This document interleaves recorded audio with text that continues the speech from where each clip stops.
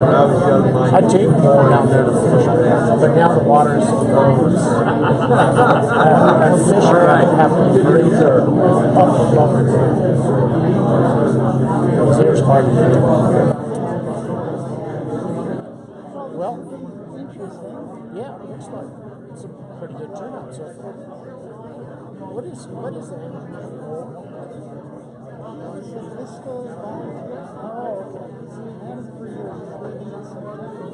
It's basically an assistant to Jeff.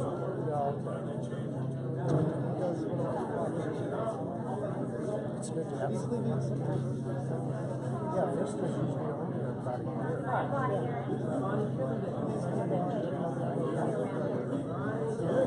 Good. All right. We're going to find a seven. One markdown. Closing the console's height. Joey Garber.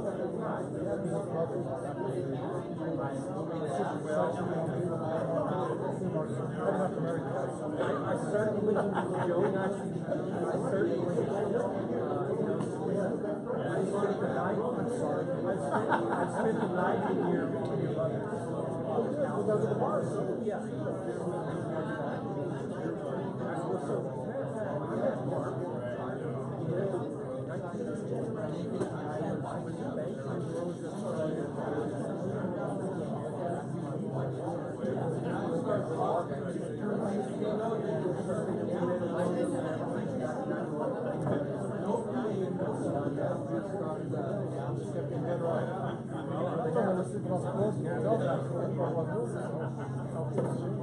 So as a matter of fact, we're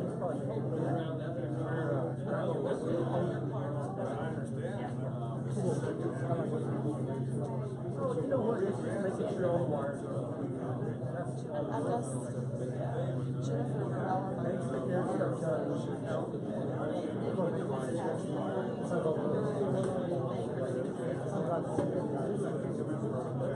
We're excited. So I came to work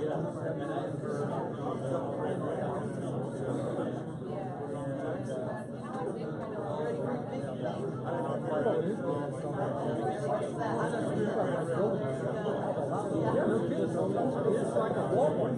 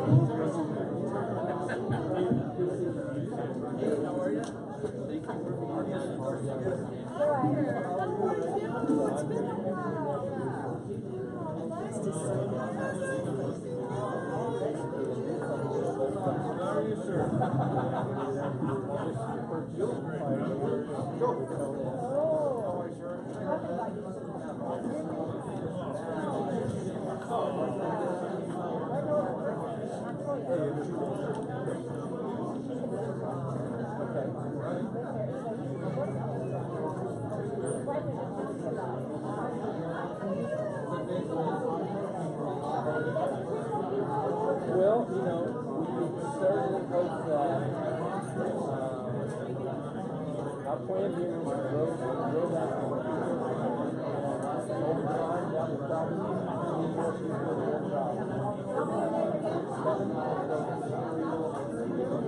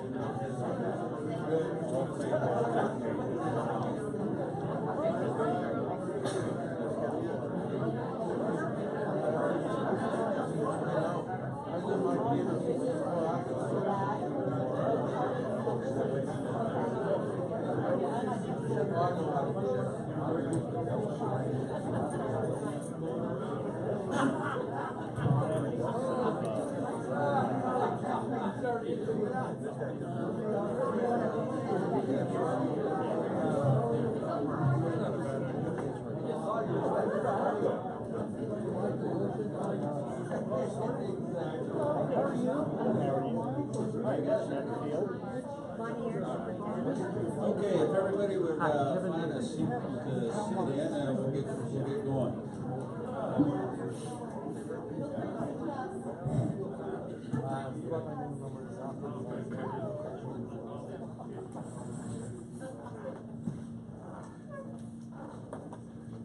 Okay. Thank you.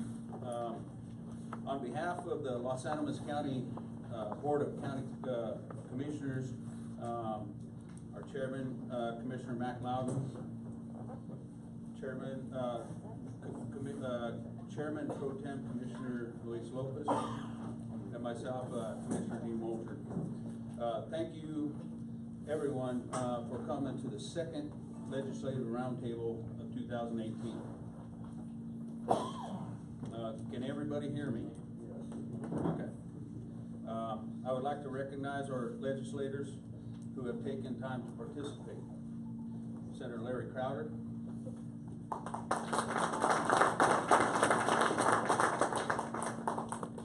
Representative Kimmy Lewis,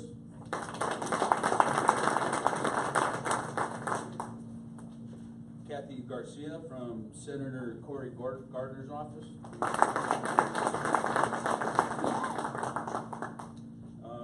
and Erica Chavez from Congressman Ken Buck's office.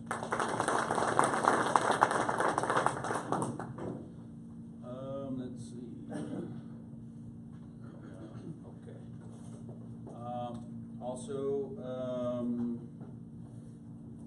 Okay. I'd like to recognize the Mayor of Trinidad and the Trinidad City Council, Mayor Phil Rico.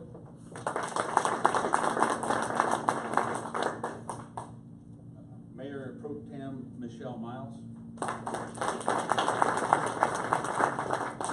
We have Councilman Joe Bonato, Rusty Goodall, and the others could not make it today. I also want to recognize our Los Animas County Attorney, Ms. Pam Selapich Nelson.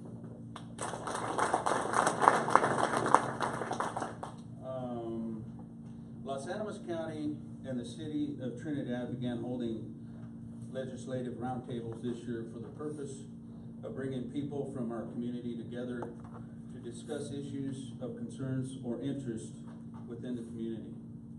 Additionally, the roundtable is how to engage and inform our federal, state, and local elected officials about our county and our city.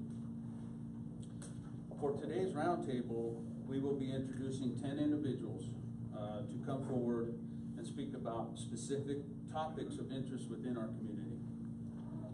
These important topics include agriculture, healthcare, fire districts, education, public land, public safety, economic development, the energy sector, and the most recent statistics on the sale of property. For the sake of time, each individual will be asked to limit their comments to 3 minutes each.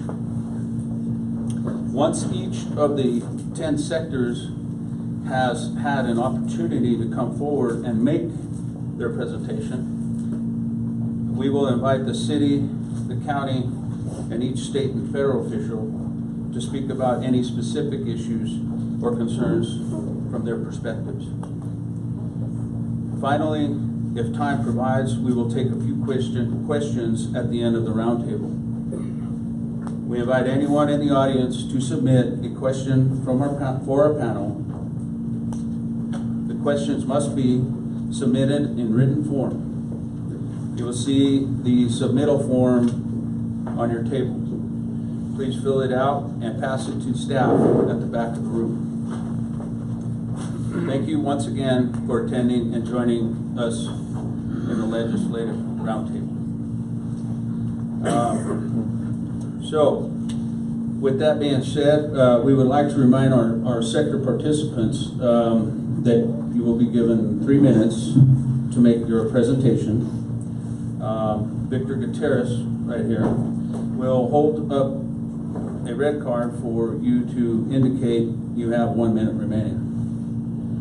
When you're introduced, please make your way to the podium for your presentation. And so today, we will, for our first speaker, we are going to have, please welcome CEO of Mount San Rafael Hospital, Mr. John Tucker.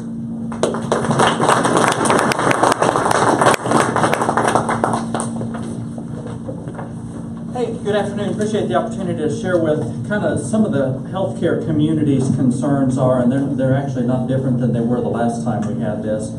Although the temperature has been turned down quite a bit around repeal of the Affordable Care Act, if you'll remember the fall of 2017 and earlier in the year, that was a big concern to small rural hospitals like ours. About 2,000 people in our community, in our county alone, received Medicaid because of the Affordable Care Act. And so when there was all that discussion about the ACA going away, we had lots of heartburn about that. So that's really our main concern at the federal level. There's also lots of legislation pending to protect not necessarily hospitals like ours, but hospitals much smaller than ours that serve much smaller communities. Some alternate structures for very, very small rural hospitals to uphold. So we're hoping some of those start to get traction at the federal level. And at the state level, we kind of still the Medicaid issue, not so much Medicaid expansion, because we know as long as the ACA stays in place, we know Colorado will continue to be an expansion state. We're a little bit concerned about some of the Medicaid reforms that are being proposed, the Hospital Transformation Project, and then everybody is aware of the opioid crisis. So at the hospital, and all of our physicians are trying to be good stewards of opiates and stingy when prescribing those. A lot of times we have to deal with the fallout from patients being overprescribed those products when they go north. But we're trying to be good stewards here locally. Thank you.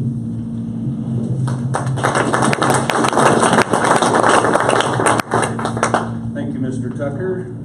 Can everybody hear me from this one? Okay, wonderful. Now, I'd like to welcome City of Trinidad's Police Chief Charlie Glorioso.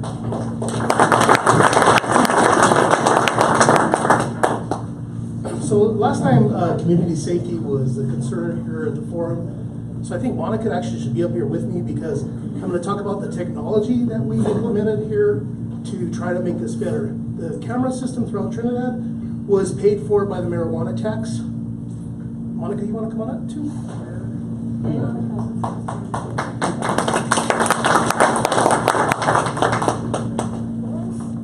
With her help, we were able to put 8 cameras in Trinidad and 2 portable cameras.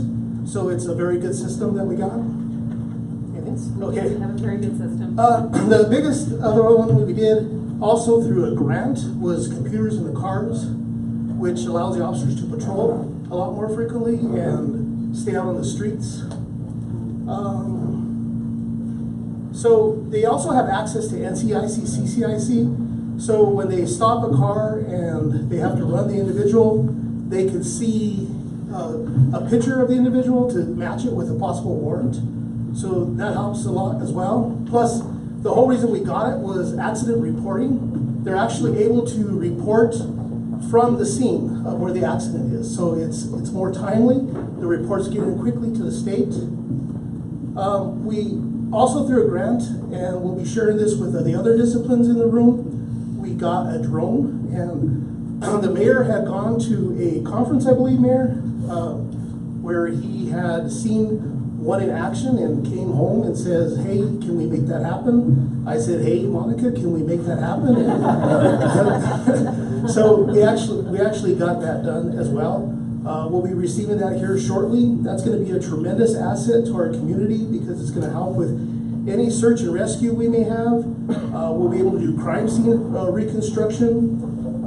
It's proved for officer safety if we have a crime scene that we need to access and we can't send officers in right away. We can survey the whatever it may be as well. and damage assessment during the response. This isn't a lot of time, Victor. I also wanted to mention a few of the things that we're doing, because I think it takes a community to help make a community safe as well, not just the police department. We have the Neighborhood Watch program. We have the Business Watch. We have the National Night Out, which is next Tuesday, and I hope to see everybody there. That is a community event for children and adults. We do trick-or-treat bingo. We do shop with a cop. Last year we served over 100 students that got $100 gift certificates to Walmart. We do cookies and coffee with a cop, any excuse to get donuts. And last week, a couple weeks ago, we did ice cream giveaway. We drove around town in our armored car and gave ice cream to kids and adults alike. We have our Citizens Academy, and I'm always on council, and everybody in this room to please look that up and try to attend that. And we also have the Explorers for the younger students. So there's a lot of community involvement with the police department as well. So I think that's the things we need to make our community safer, and just some of the steps we're doing.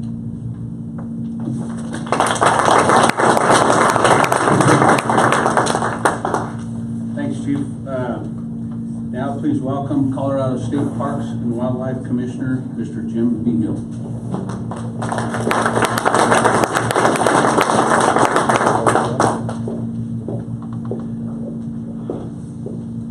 Victor, can you pass some of these out for me, please? Sure. Make sure all the panelists get one, and City Council.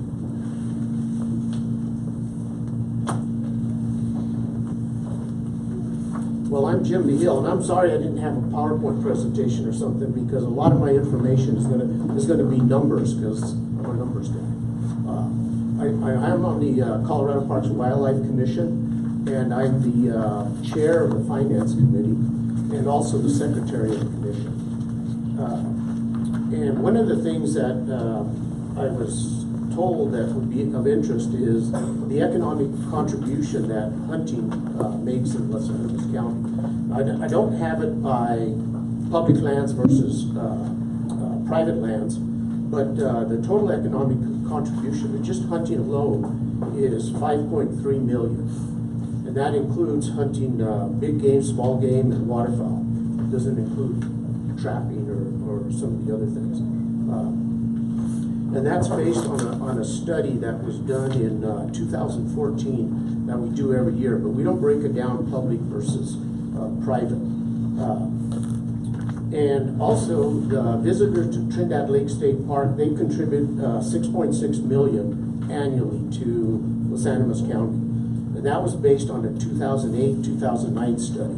And I know from going to the park every once in a while, they're at capacity right now. I mean, you cannot find a camping spot on a weekend. And that's all of our state parks.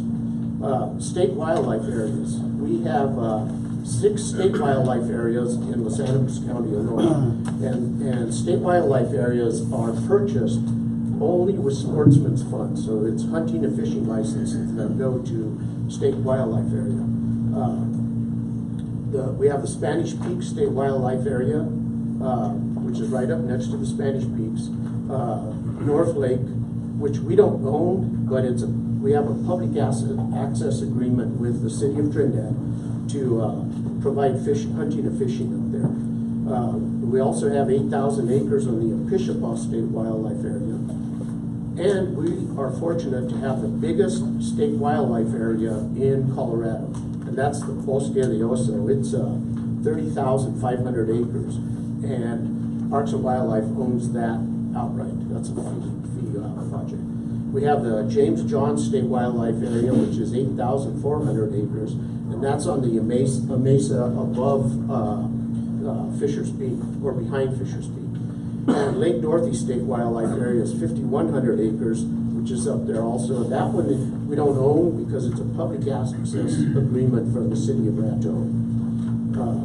So the total number of acres of land owned by Colorado Parks and Wildlife is 53,500 acres. And that's opposed to Los Animas County, which is 3.1 million acres in total. I'll give you some real quick numbers that are statewide. Wildlife viewers contribute $2.3 million to the state of Colorado. State park visitors contribute $1 billion. Anglers contribute $1.9 billion, and hunters about $1 million to the state of Colorado. And some of that is our local people, but a lot of it also comes from out of state. So I think that's 3 minutes. So I wish I had more maps that show where the state wildlife areas are and the size of them, but thank you.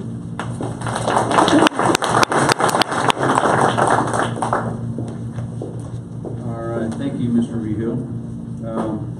Now please welcome the new superintendent of Trinidad School District 1, Ms. Bonnie Aaron.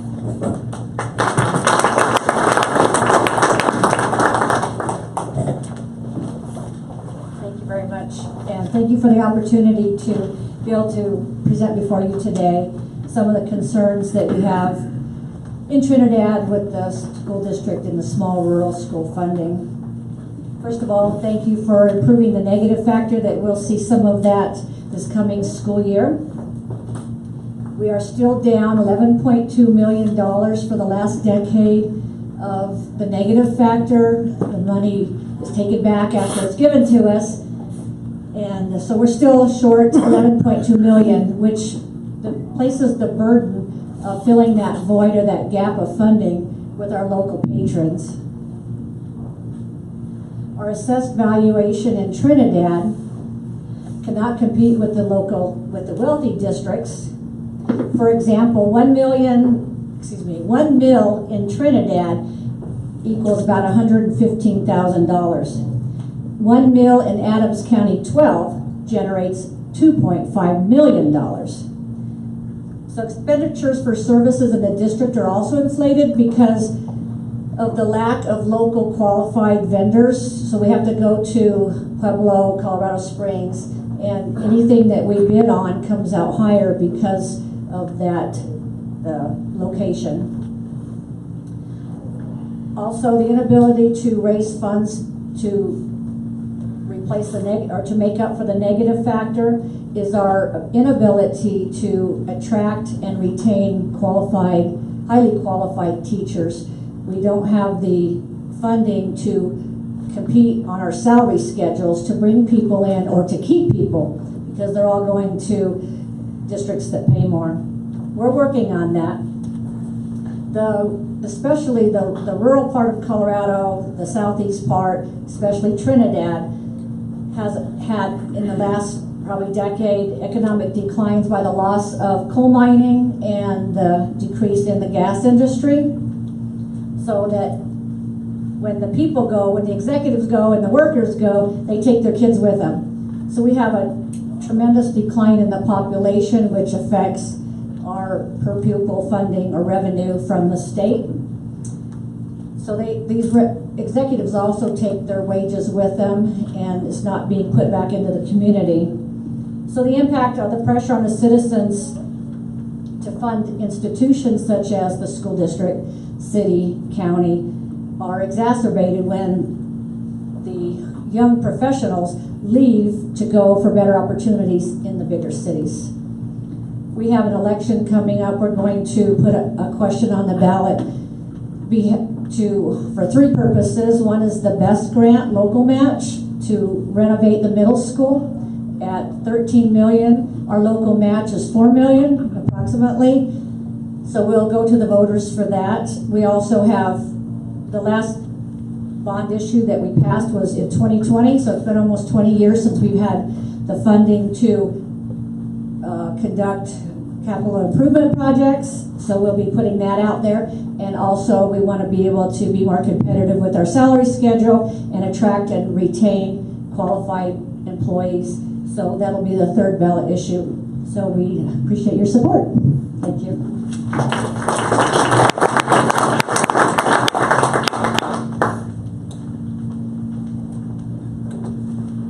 Thank you, Ms. Aaron. Now please welcome Kim Fire District Chief Harold Unwin.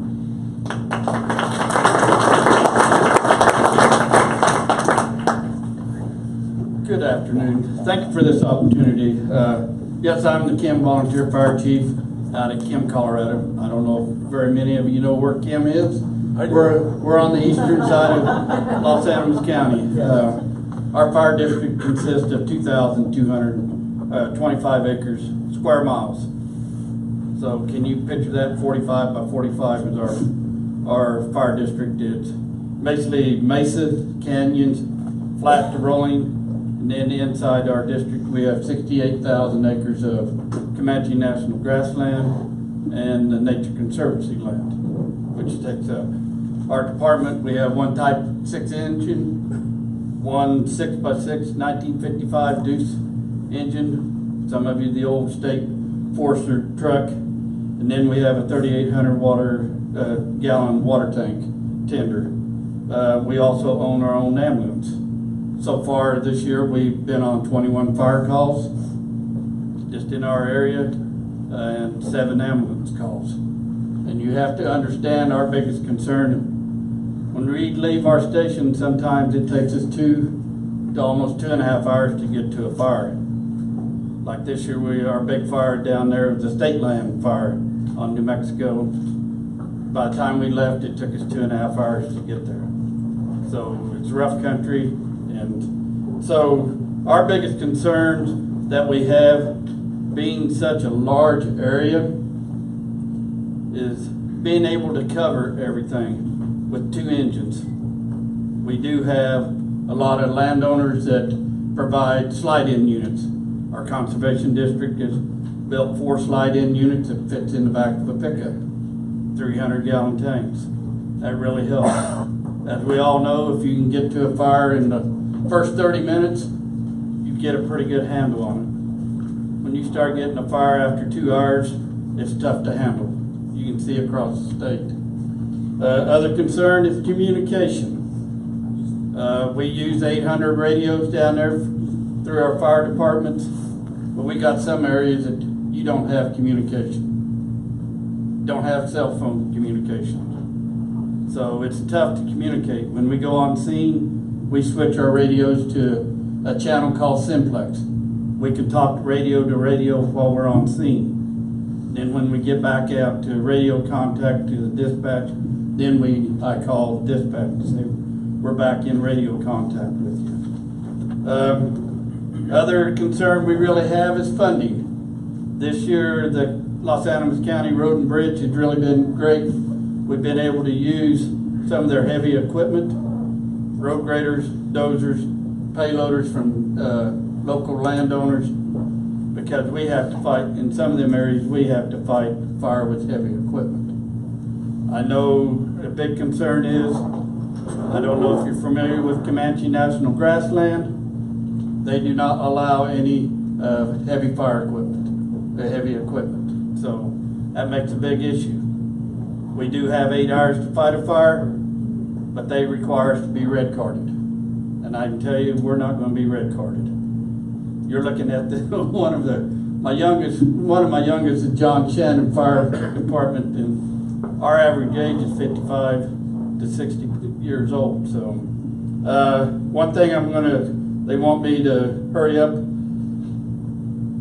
Big beneficial this year is the state DFPC. When we have lightning strikes, they fly MMA planes, multi-mission aircraft. They can tell exactly where a lightning strike is, and they can pinpoint it. They give us the coordinates, and we can go get onto it in that heavy timber. They provide personnel to come. So it's been great to have communication with them, because we're here for safety, we're here for our community, and that's biggest thing is a rural life is our livelihood. Thank you. I got a question. Yes, sir. Did you define red carded?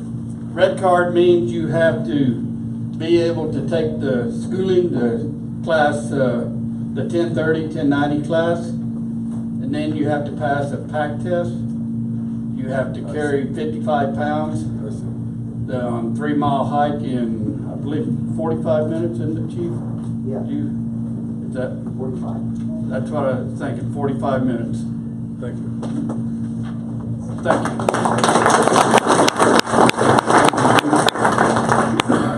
Now, please TLC Real Estate Services Broker, Ms. Sharon Shaka.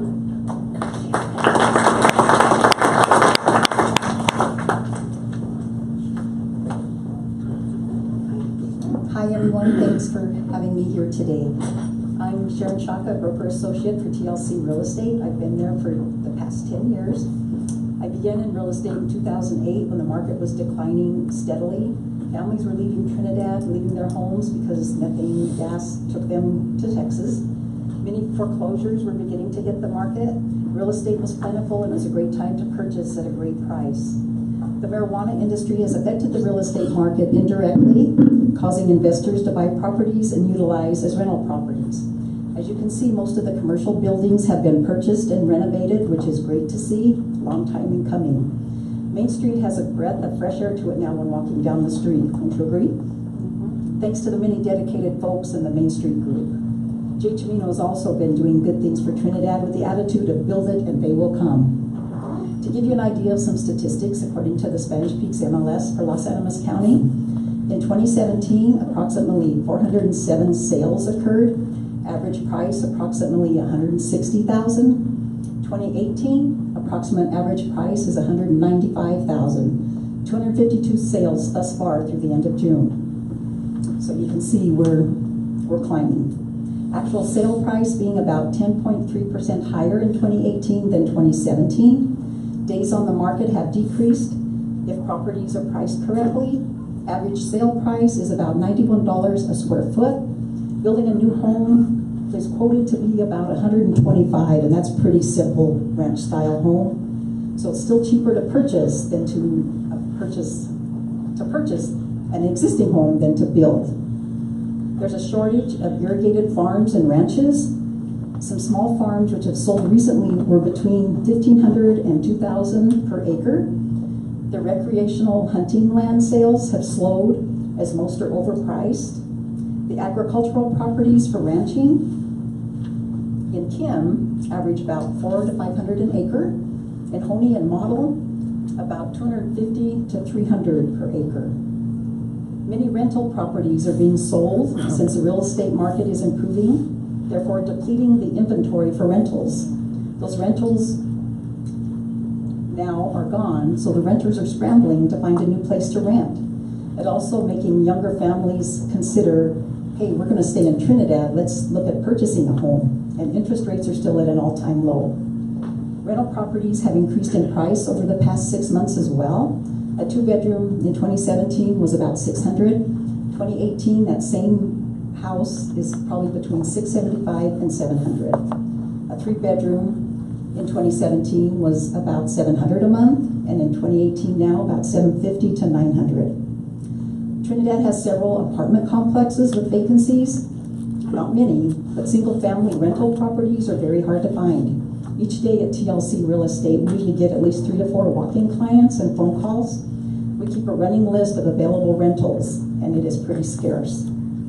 And I know Trinidad State Junior College hasn't even begun its fall semester, and we usually have an influx of college students looking for rentals. They'll be here in about 2 weeks, and I don't know what they're going to do. The growing population of residents who have lived in Trinidad most of their lives and who are maturing into the age of where they no longer want to take care of their lawn or maintenance of their own home is real. I've heard many say that if there was a place to rent or purchase with a nice complex, all contained amenities, no yard, they would sell their house and go there. I realize Trinidad is building about 40 new studio spaces to be used as rentals for artists, including space to create, and I believe these will be utilized as fast as they can be built. We're not quite sure what is driving the market, as there is no new employment. Retired people are coming, which is great, bringing their checks with them. I'm hopeful that Trinidad will stay the historic, clean, friendly town that we can all be proud of.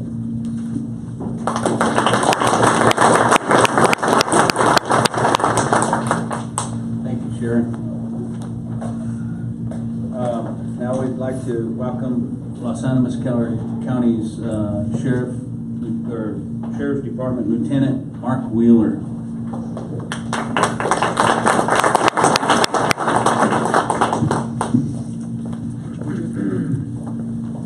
Just a couple of handouts for everybody, so that you got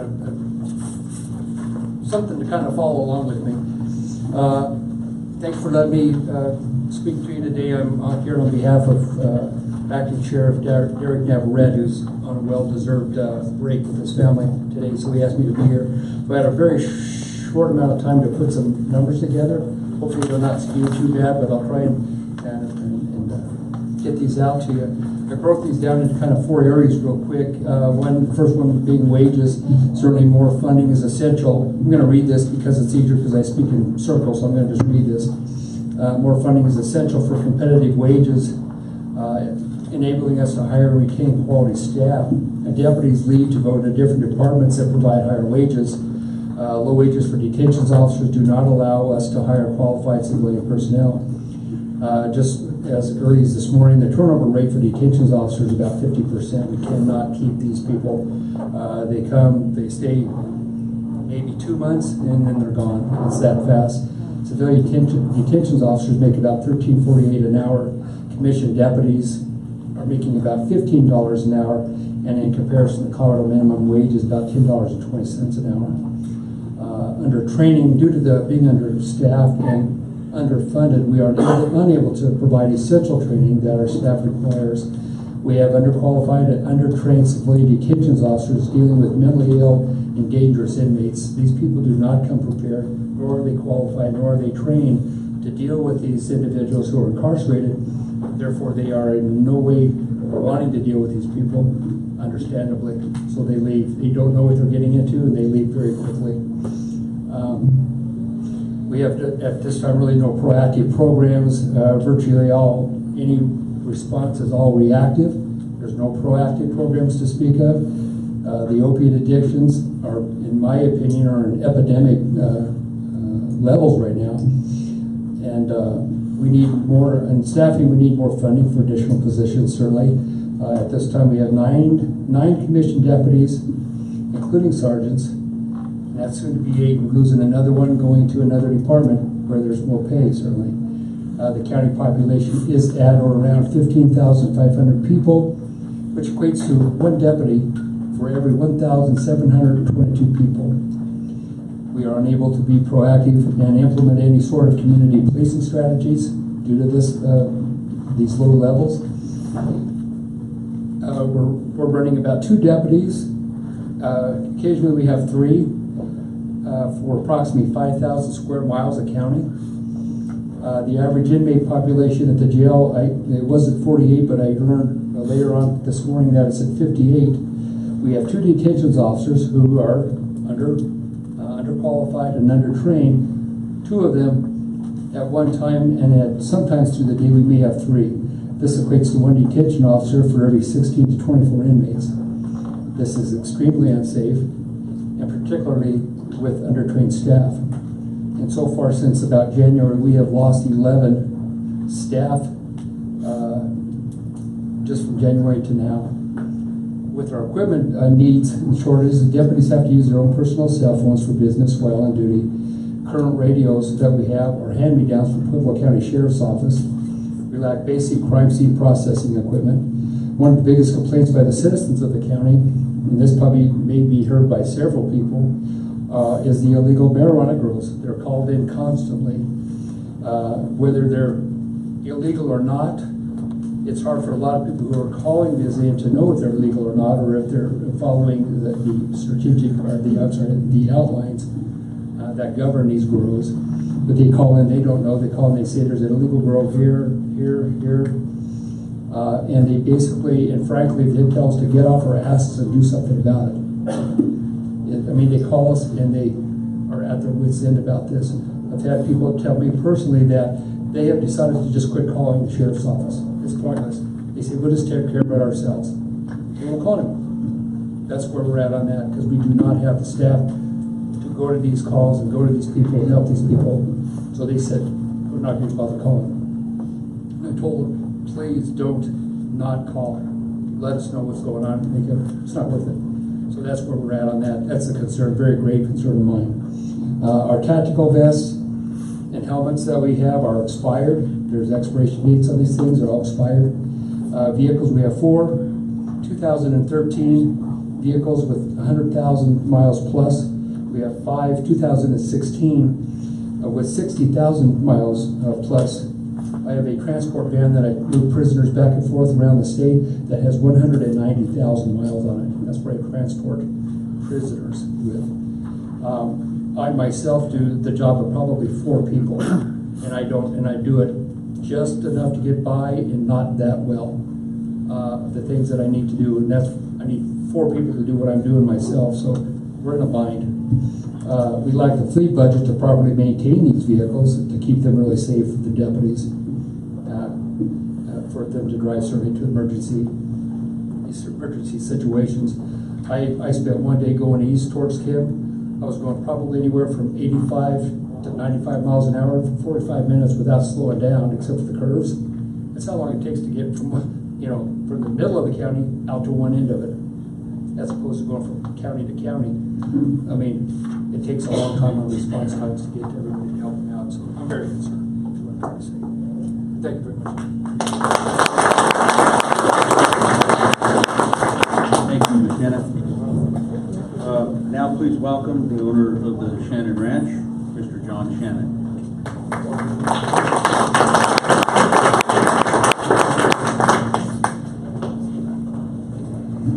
Thank you for having me. I was asked to bring issues that affected agriculture, and I thought of one that probably affects everybody here, and it's our infrastructure. In agriculture, all our products have to be trucked away, or a lot of our feed is trucked in, and we need good highways and everything. And I also haul cattle for as part of my living, and in Colorado they raised the legal weight limits up to 95,000. You can buy permits and stuff, and a lot of our roads have bridges on them that aren't permitted. You can't legally haul that much weight on them. So they're selling you a ticket to a show that don't exist, I guess. And that was my major concern, is infrastructure for rural people to get their products to market and everything, cleared down from the county roads to the state roads, everywhere. And that was my major concern, yes.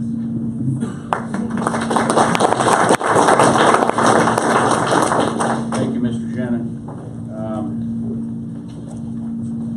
Now please welcome Colorado Economic Development Commissioner, Ms. Tara Marshall.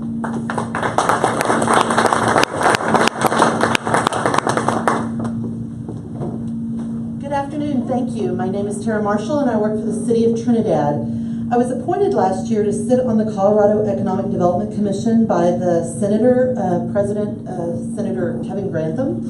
So I'm a Senate appointment, and when he appointed me, he asked me to go to Denver and participate in the commission with an idea of providing a rural voice. And when I arrived at the very first meeting, I realized why he made that request of me. As each of the commissioners went around the table and introduced themselves and where they were from, it was Denver, Denver, Denver, Denver, Denver, Boulder, Boulder, Boulder, Grand Junction, Colorado Springs, and Trinidad.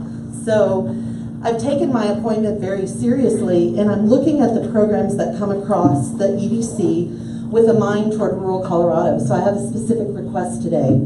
I want to reference a piece of state legislation. It's Senate Bill 15282. It was passed and it's known as the Rural Jumpstart Program. And the legislative declaration for the program says, it's imperative that all sectors of the state be kept independently strong and be given the chance to improve, prosper, and contribute to the whole from which all benefit. The General Assembly is committed to reaching out to all such areas to ensure this goal is met. The General Assembly further finds and declares that establishing certain rural jumpstart zones is best suited to bring about economic vitality so critically needed in those regions. This was a fantastic piece of legislation. The intent was absolutely pure. It was supported by 8 senators, including Senator Crowder, thank you so much. It was supported by 30 representatives, including the Speaker of the House and the President of the Senate. So the intent for the program was clearly there. It was codified into state law as Colorado Revised Statute 39-30.5-101. And the statute lays out how the program will be implemented. All counties in Colorado were surveyed for eligibility. 47 counties were listed as eligible to join as a rural jumpstart area. To date, 13 of those have been approved. In House District 64, Representative Lewis, 8 of your 9 counties are eligible, and in Senate District 35, Senator Crowder, 16 of your 16 counties are eligible. So this is a great program that has a lot of ability to impact rural Colorado. The benefits to new businesses moving into these counties are that they will receive for a period of time relief from state income tax, relief from state sales and use tax, relief from county personal business property tax, and relief from municipal business personal and property tax. Los Animas County got out with a partnership between the city, the county, and the college, and we became the second county to be certified in the state of Colorado for this legislation. To date, the program has been in place for 3 years. It has 12 successful businesses that it's attracted to the state of Colorado. One of those businesses is in Montrose County, and 11 of the businesses are in Mesa County. So Grand Junction has received the benefit of 11 new businesses, and Montrose has received the benefit of 1 new business.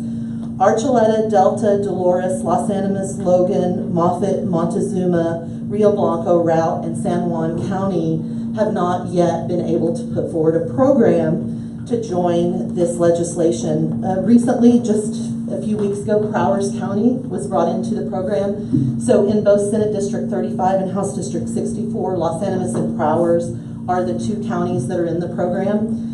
So in studying this, I've spent some time, I've spoken with Mesa County, and I think I've identified 2 potential reasons why this is so difficult to implement across the state. One is that the program requires that a designated institute of higher education has to submit the applications. So in other words, the businesses that are solicited go through a partnership with an institution of higher learning, and our partner's TSJC. So in trying to figure out why Grand Junction had so much success, I spoke with Mesa County, and they've hired a professional economic development person at the university that spends their time recruiting businesses to come in. The second qualification is that to acquire a business in the Rural Jumpstart program, that business has to offer a service or some kind of product that is produced or created nowhere else in Colorado. It has a competition clause. So in other words, you would need to bring in a business that was not competitive with any other business throughout the state of Colorado. So I think in talking with some of the other rural counties, it's difficult first because our colleges are struggling as much as our municipalities are to really work toward an economic development professional that would be able to bring in businesses. Just to elicit one of the reasons why Mesa County has been successful is Mesa County has a population of 148,513, while Los Animas County has a population of 14,058 in the last census. So it's really difficult for us to come up with a joint economic development person. The second thing is to really recruit nationally to bring a program or a business in that's non-competitive with anywhere else in Colorado is difficult. In speaking with Mesa County, the gentleman who does most of the recruitment says that 9 times out of 10, the recruitment that he's able to bring in doesn't qualify for the Rural Jumpstart program because they do end up being competitive with someone else in the state. So I would just respectfully request we would be happy to work with you if there's any way that this program can be looked at, tweaked in some way so that it does meet its original intent. I think the intent is absolutely golden. It just is maybe we need to figure out how to make it a little more diverse and accessible. Then the second thing I wanted to just bring up, and it was toward our federal legislators, was the lovely piece of legislation that was found buried deep in the tax code that passed this January. It was about 6 pages in the middle, and it talked about the formation of opportunity zones and opportunity funds. And we really, as a state, have jumped on board with getting ahead of opportunity zones and opportunity funds. A lot of states that are in the middle of gubernatorial elections are saying, well, that'll be the next governor's issue, not this state. Our state went out. The governor's office worked with the Office of Economic Development. They looked across the state and they designated 161 opportunity zones. 3 of those are located in Los Animas County. The city put forward an application to talk about all of the different opportunity and investment we could draw. 2/3 of our county's boundaries are located in an opportunity zone. So what does that mean? It means that we have the ability to set up multiple, and by multiple it means as many as we want, opportunity funds within these opportunity zones. There's essentially $6 trillion sitting out there federally in capital gains tax. What an opportunity fund allows someone to do is roll a portion of their capital gains tax into an opportunity fund. That initial investment that you roll in, you do not owe your capital gains tax for 7 years. So you're deferring your capital gains tax for 7 years. But the really attractive thing about this piece of legislation is that at the end of 7 years, when you pay your capital gains tax, if you go ahead and leave the investment in the fund for the full 10 years, then every bit of capital of gain that you have gotten on that investment, you will never have to pay capital gains tax on. So if you put $1 million in and you leave it there for 10 years at a rate of return of 10%, you will have gained $1 million you do not owe capital gains tax on. So we have the ability to set up and create investment in wind energy, solar energy, thermal energy, in an innovation zone, in rehabilitation projects, in housing as a result of this program. So to the federal legislators, please keep those kind of opportunities coming. Thank you.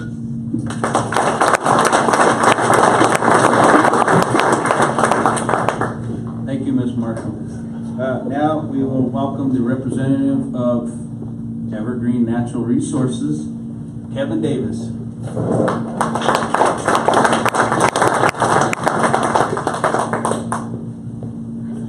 Thanks, Dean. Good afternoon. I'm Kevin Davis with Evergreen Natural Resources. I know some of you, and Mac, thanks for inviting me. It's good to see some old faces. Evergreen is a new, old company. You might remember back in the late 90s, mid-90s, up to 2004, we were Evergreen Resources, Inc. We sold that company and the asset up the road to Pioneer Natural Resources, and by the end of the day today, we expect to be closing on buying it back. We're very excited about that acquisition. As a lot of you know, we employ a fair number of people. There's over 100 employees currently in Trinidad. Our plan is to grow this asset. We have detailed plans to increase production in the field, primarily by reworking existing wells. We will be refracking those existing wells. We will be increasing gas production. We hope to increase water production for the beneficial use, wildlife, and farming and ranching. We need that support. That's one of the things we could use. But in general, I guess the biggest news is we're back. We're very excited to be back. And we hope to be here for a long time. This asset is a very good asset. It has potentially has a very long life remaining. And so we hope to be a vital part of this economy going forward and look forward to those relationships. Thank you.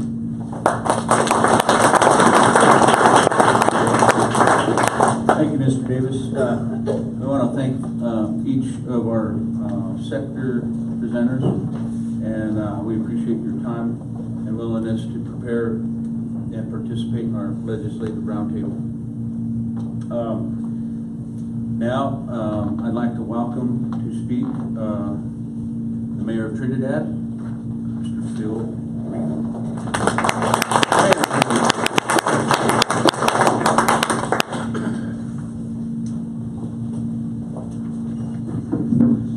Good afternoon, and I want to thank everyone for participating today. Like Mr. Moultrie was saying earlier, this is our second roundtable. It's exciting to do something like this where we can all come together as a community and kind of express what we are all trying to do. So I want to thank the commissioners this time around for taking the lead in this particular case. Also want to thank Ms. Kimberly Lewis, and of course Senator Crowder, Ms. Garcia, and of course Erica Chavez, and of course the county commissioners and by all means, our local elected officials that are here from City Council today. So thank you for being here. You know, really, we are living in exciting times in Trinidad. There's a lot of things happening, and things just seem to continue to build and build and build. I want to thank everyone that has participated in what we are doing today.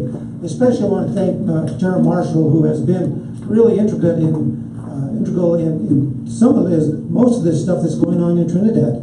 So thank you, Tara, for what you do.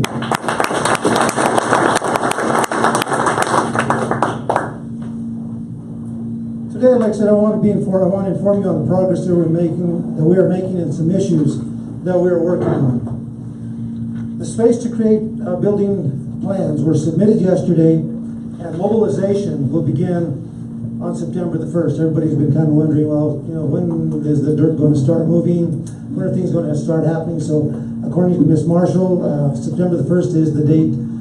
They submitted plans, I believe, yesterday, so we're going forward with that. We also have submitted a $1 million DOLA grant for the La Puerta Americana Road and infrastructure that was yesterday as well. We have designated three opportunity zones based on new federal tax laws, and we are working with the state of Colorado to establish multiple opportunity zones, opportunity funds, for the purpose of drawing investment to Trinidad and Los Angeles County, and I think that was something that Tara was just talking about. We have also applied for a $1.2 million EDA grant, which stands for Economic Development Administration Fund, to update a much-needed sewer transmission line that goes through town to the sewer plant.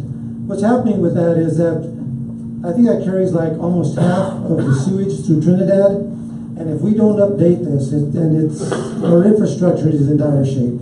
So if we don't do this, one way or the other, it's going to come back and haunt us. So I believe that now is the time that we have to get this done.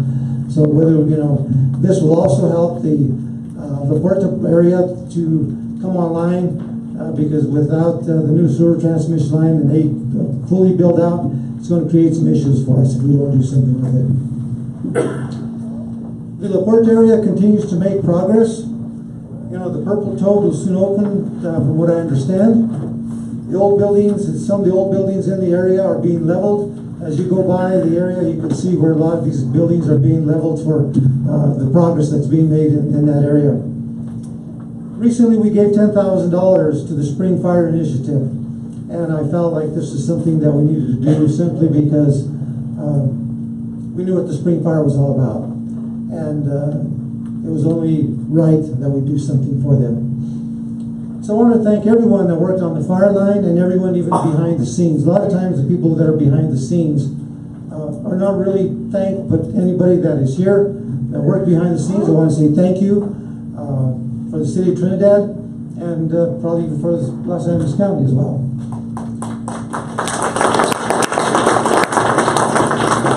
You know, that was, I believe, the second largest fire in the history of Colorado, so it took a big toll on what's been happening. It was pretty sad to see. My wife and I took a drive up through Gardner a couple of weekends ago, and just looking, you know, to the west, it was obvious the damage that had been done. And unfortunately, it is what it is, and it'll come back, but probably be long before now past my lifetime, I'm sure.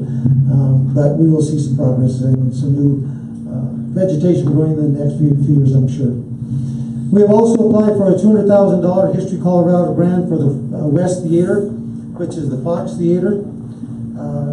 We will soon have a new public bathroom facility on Commercial Street. A new bathroom facility is currently under construction at Monument Lake, which is badly needed. And one of the biggest issues there is they have been saying that part of the reason why people have not been coming to Monument Lake has been the bath facilities. So we decided to bite the bullet and put a new bath facility in place, which the current operator and any operator in the future will have a good facility to offer to people that want to go camping and visiting at Monument Lake. Some of the major issues that we're experiencing are, of course, we're still working on the ADA issues, and the ADA issues are going to follow us for several years down the road. The millions of dollars it's going to take, we've just begun, and we just have to have to work it a day at a time, year at a time, make sure that we're doing things right. I'm not sure if this has been completed, but we just recently, I think Mr. Sun can vouch for this, we recently had a small sinkhole on the corner of Oak and First Street. Has that been taken care of? So that just happened last week. So these are things with our infrastructure that are really bugging the heck out of council, is that our infrastructure is 100 years old. It's beginning to, it's falling apart on a daily basis.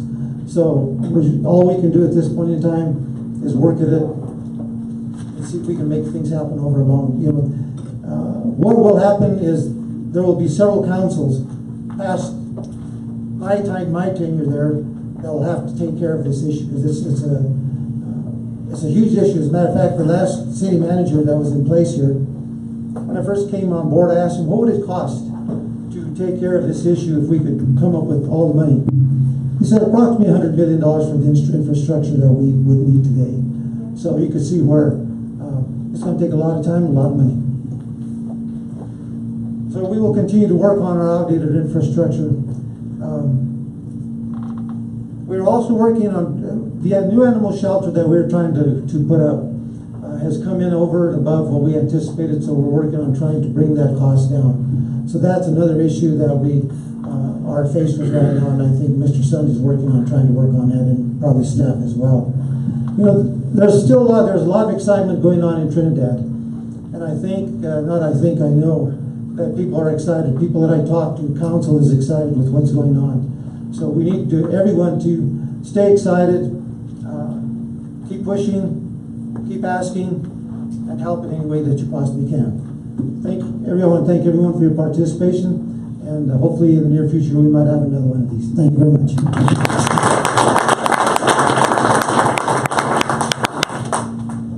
Thank you, Mayor.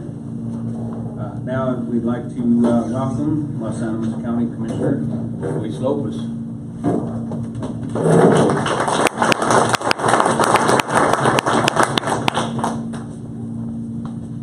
Hello, everyone. I'm a lot shorter than Phil. Thank you all for coming. This is really nice to have this again, Mr. Crowder and all the folks that are here on the panel. Thank you guys for coming down, making the trip. Ms. Lewis, thank you, and Erica and Kathy, thank you very much. I want to touch base. We'll start with the state issues. Okay, go ahead. We have what's called Gallagher Amendment that was created in the 80s. It was a ballot measure, and that's going to take a big effect on our county and the city as well.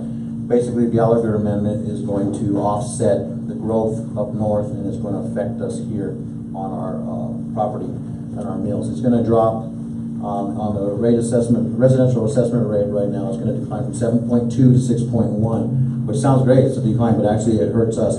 Los Animas County assessed value is going to drop about $8,376,000. Actual tax revenue, we're going to lose $783,000 in 2020 tax rolls, and that's going to include the city of Trinidad as well. So that's something that I think they've been working on the state level to try to get this back on a ballot measure to abolish or get rid of or adjust it. And that's one big concern for Los Animas County, so we hope the state can push forward with that issue and move forward with it. The other major issue I have on the federal level would be for Los Animas County is the Medicaid programs that we're having. I know Mr. Tucker touched on that today. But what happens for county government when we have folks that are incarcerated in our jail, we have to pay for them to get the services for medical services. The county currently pays $144,000 a year just to have medical services available. And that comes out of, I believe, our budgets for the Sheriff's Department and our county general fund. That's a lot of money. Now, what happens is, say, I get incarcerated and I'm on Medicaid, I get taken off immediately.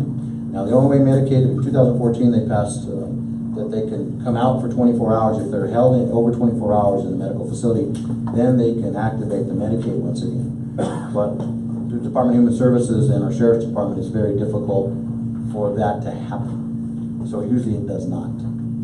So that's one big issue that I'd like to see on the federal level, if we could get that worked out so that all across the country, these these people that come in and off of Medicaid, that doesn't come the burden of the counties to make sure that their medical expenses are paid for. That's a huge, that's a lot of amount of money across the country. And we're a small county, so if we can look into that, I'd appreciate it. And thirdly, I'd like to probably talk about the elephant in the county right now. Thank you, Mr. Wheeler, for bringing it to the attention of the community here. But I'd like to just start off saying facts. We have 2 ballot measures that passed last year. One of them was the 1 cent sales tax for the county, and the other one was a 1/2 cent sales tax for public safety. And the facts of the matter of that ballot measure was it was based on funding that we got, numbers we got from Mrs. Navarrete, who is the city finance director, and that's how we developed the ballot measure. The ballot measure was to bring in $580,000. Now on that ballot measure, it does not indicate who gets what percentage. It just tells you the flat rate. And it encumbers our sheriff's department, health department, coroner's department, some parts of road and bridge for public safety on our, like we mentioned, on our bridges and stuff. So that is what came in. Anything over those projections are not ours to keep. It is Tabor restricted. And under Tabor, we have to go to you, the voters, to ask them to keep it. So the projections that are being displayed in the newspaper are saying $900,000 million. Well, that is actually probably accurate, but that's not what we can keep. We can only keep and utilize up to $580,000. That's it for this ballot measure. So I wanted to put that out there, put the fires down, that it's not $1 million that the county is receiving and not utilizing. It's 580. And also that we will be addressing this with the new sheriff, whether Mr. Navarrete gets elected or we have a write-in member as well. Now we're reaching budgetary times right now. Now's the time when Derek gets back from vacation, since he's acting sheriff, we will have to negotiate and sit down and talk about how much of that excess of that 1A we can add to the county general to assist the sheriff's department in getting things better. We do know we need to get you guys more money, but it's a county-wide issue. It's not just a sheriff's issue. All of our staff is underpaid and overworked. It has been for decades. Thank God we were able to pass the 1A sales tax. And depending what we have to do with Tabor and what's happening up north in El Paso County regarding the excess Tabor monies that they were being sued on for spending, it is now in the appellate court. So as a county government, we have to be careful not to utilize that fund that does not belong to us, because if it does not pass in the appellate court, then it will revert back, and I think the El Paso County will have to pay. We don't want to jeopardize your money and then have to go and repay it, and it doesn't belong to us. So that's where we're at as a county, and we thank you for coming today, and appreciate it very much. Thank you.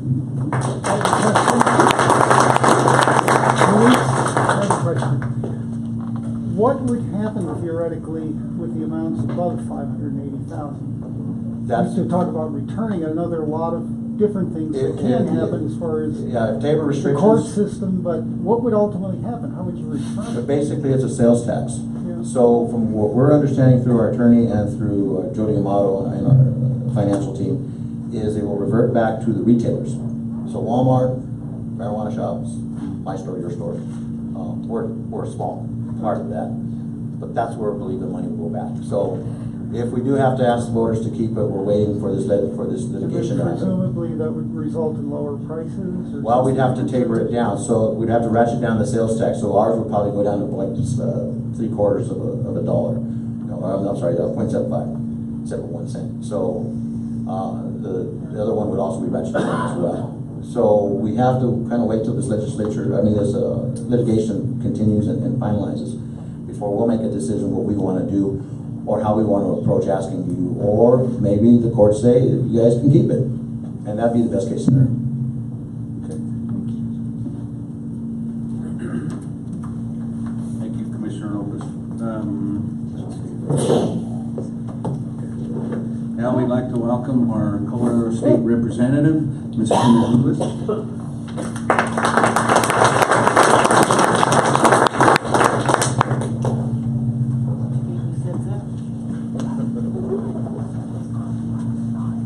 Good afternoon.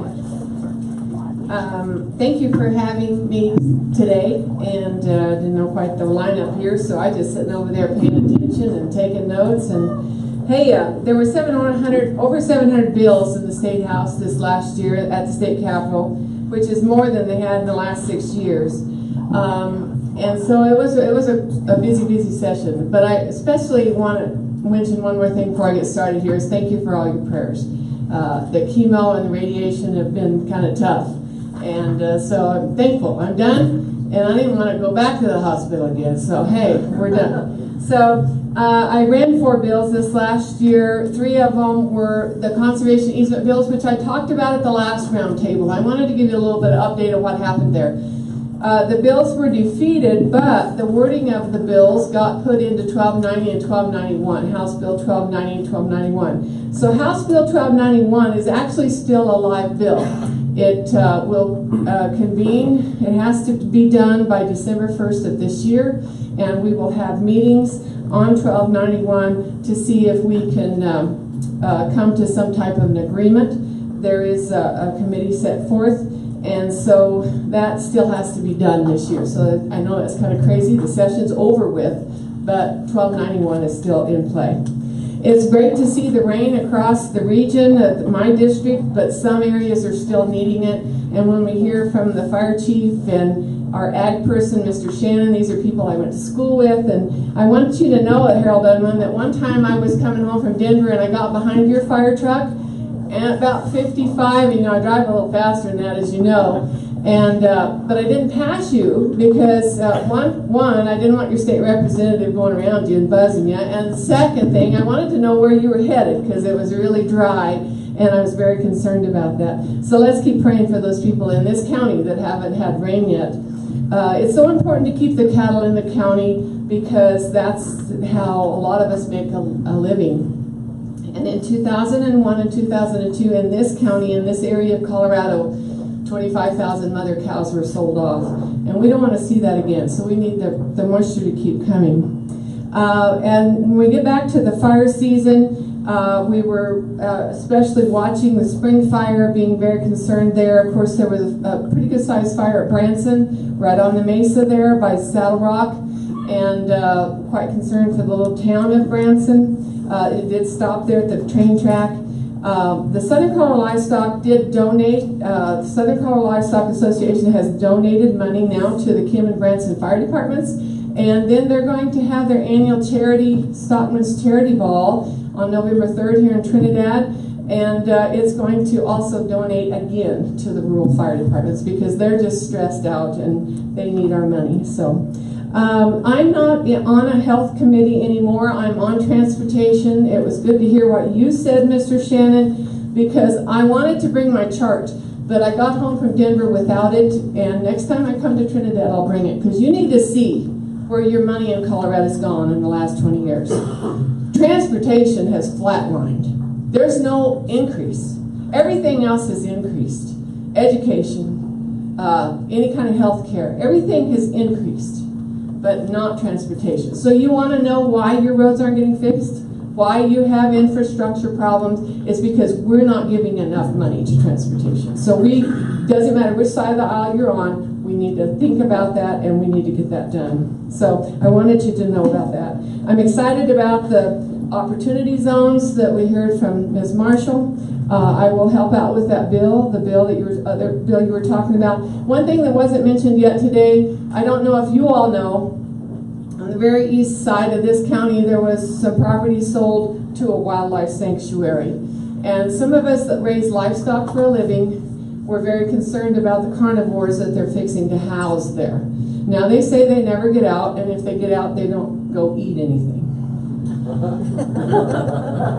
Let me say that again. They are going to house these, double cage them up on rim rocks of mesa tops, and they say that if they'd ever get out, they won't leave. They'll stay right there because they don't know anything else, and that even though they're lions and tigers and some of the South Korean tigers that came, or lions from South Korea that ate a zookeeper, they don't eat anything. So we're concerned, except zookeepers, we're very concerned. Now, you have the right to sell your land or do what you want with your land. But when it comes to coming into an area of Baca and Los Animas County that has been historical grazing and livestock production, we're concerned. So that ends up on my desk. So we're going to start looking at what our laws are about zoos and how they keep animals and what the criteria have to be, and what we can do for the ranchers and the livestock producers out there. But anyway, thank you again. It's so good to see all of you, and it's really great to go out and get to drive my district, which is huge, and see the green and coming, because this is the first green up we've had out east. It's like spring. It's the end of July, but it's like spring, and we're very thankful. God bless you. Thank you.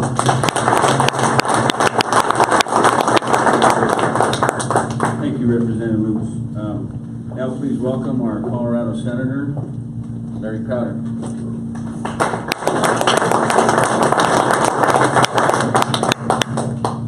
Good afternoon. It's a pleasure to be here with you today. I thought I would, you know, it's been a busy year. There was a lot of bills and whatnot, and,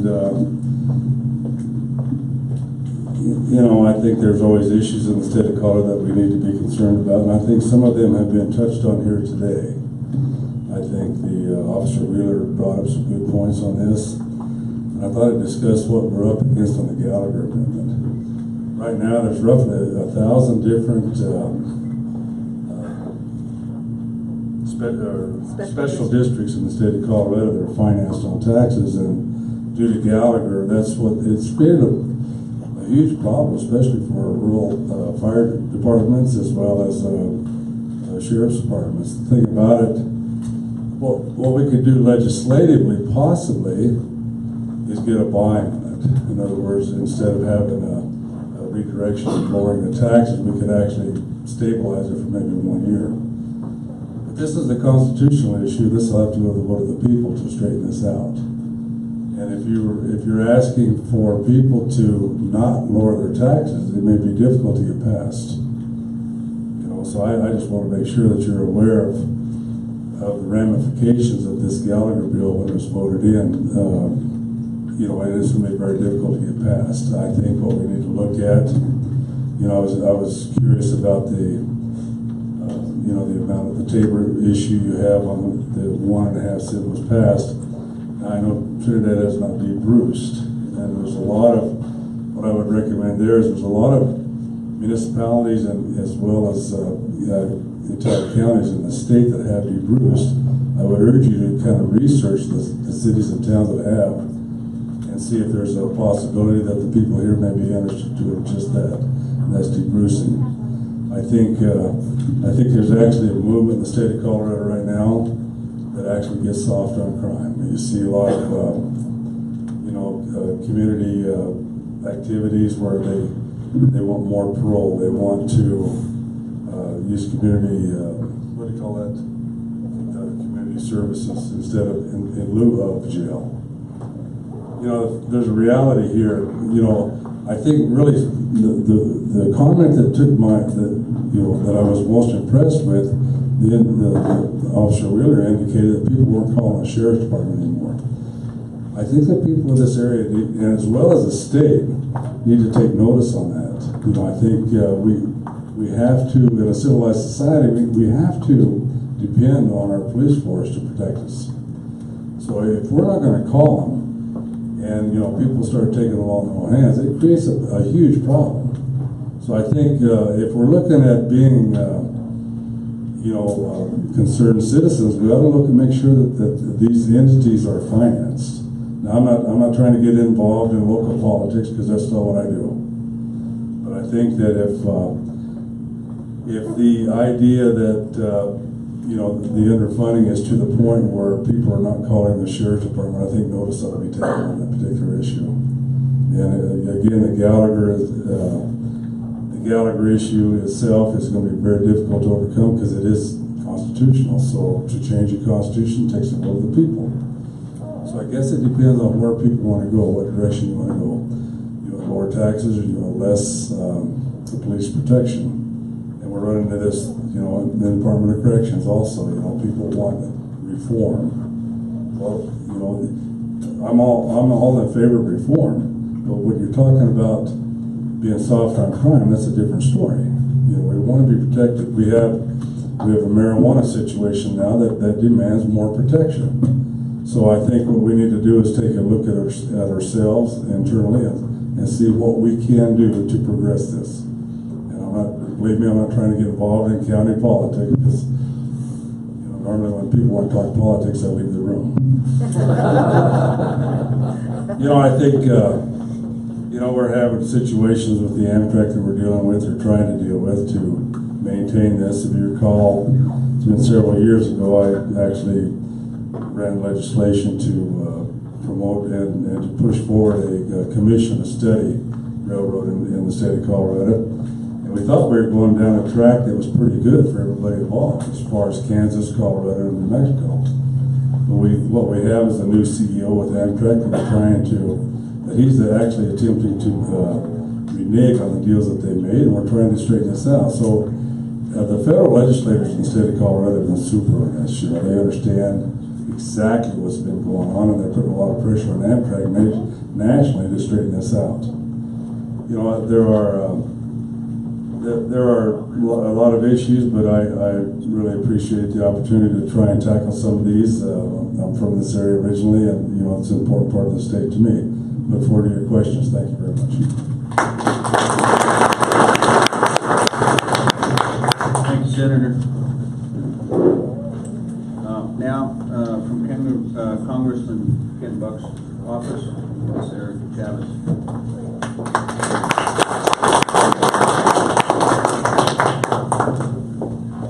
Good afternoon, everyone. My name is Erica Chavez, and I'm from Congressman Ken Buck's office. It's great to see some faces and start to recognize people in the community, and I look forward to getting to know the rest of you. I do have several things to update you with, and a lot of exciting legislation that has passed through the House. I will try to get through this quickly, though, to just respect everyone's time. This year, Congressman Buck is serving on the Rules and Judiciary Committee, and so far over 800 bills have passed out of Congress. So I wanted to make sure to highlight some of the ones that I know will affect Los Animas County and rural Colorado, since that's most of Congressman Buck's 4th Congressional District. One of the things that he was proud to co-sponsor was the Good Samaritan Healthcare Professional Act. This allows orthopedic surgeons and other healthcare professionals who volunteer in good faith during a federally declared disaster to be able to work and still respect individual states' medical liability laws. And it's common sense legislation that while they practice, it will keep them safe from frivolous lawsuits. So now they'll be able to cross state lines more and offer their services during disasters.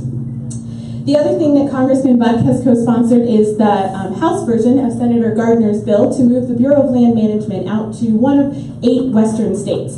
The great thing about this is that 90% of Bureau of Land Management land is west of the Mississippi. So much of that is here, and everyone that manages it is back in DC. Something Congressman Buck has been consistent on is that we need to make sure that we have decisions made where the action is actually happening. Another great thing that happened this month was that Secretary Zinke actually came out and he did visit a few spots in Colorado. That doesn't mean it will land here, but Colorado is one of the 8 states. So we'll continue to keep you updated on that. Congressman Buck co-sponsored the Industrial Hemp and Water Rights Act.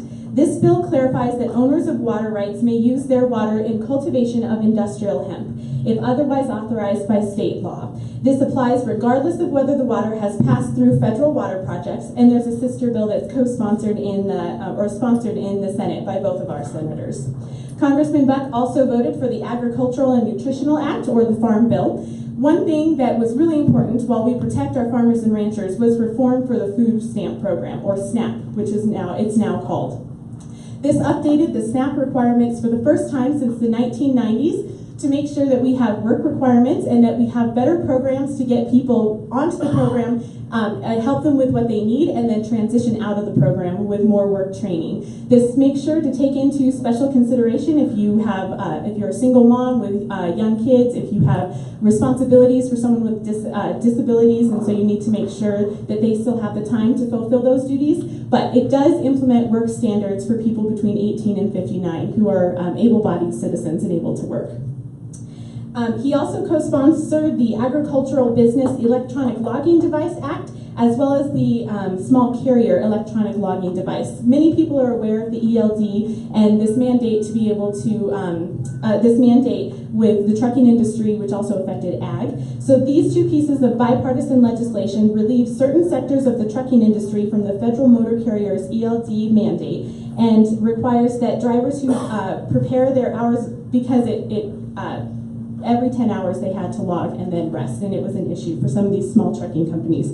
So now that if you have 10 trucks or less, you will be exempt from that mandate, as well as for ag, it completely exempts all agricultural business. Congressman Buck voted for, and to address what you were saying, Mayor, about the ADA, this may not affect you now, but for future issues with ADA reform, he voted and it passed the House, legislation that benefits both disability communities and small businesses. The bill makes it easier for businesses to resolve the issues of non-compliance with the American Disability Act, giving the business owner a reasonable amount of time to cure the defect before both sides incur costly legislation, or litigation, excuse me. And then the last two things I'll close with, Congressman Buck introduced the Broadband Permitting Efficiency Act. This important piece of legislation is going to help with the process of receiving a permit to deploy broadband infrastructure in the right-of-way and make it more efficient. It allows the state to take on the responsibility of conducting environmental reviews, which will speed the time. It automatically approves the environmental review projects for projects built in the existing right-of-way, and it designates one federal agency to be the lead approving agency. Right now, you can have a project that sometimes you have to go to 3 or 4 federal agencies, and sometimes that can extend a project by 5 to 10 years. So this, again, is making it more efficient and reducing the time to be able to implement broadband and right-of-ways. And then finally, just last week, Congressman Ken Buck's Water Act was approved and passed out of Ways and Means Committee and then passed out of the House.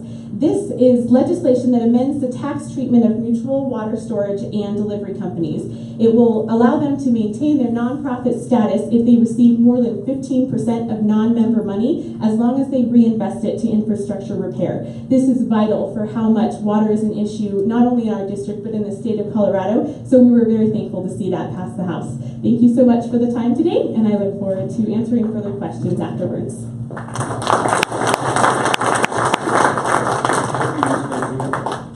Now, please welcome from Senator Cory Gardner's office, Ms. Kathy Garcia.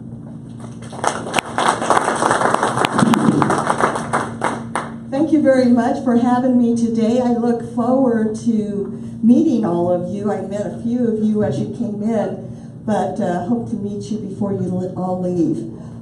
Before I go into updating you on what the Senator has been doing and the legislation he recently has introduced, I want to talk about a few of the things you all mentioned.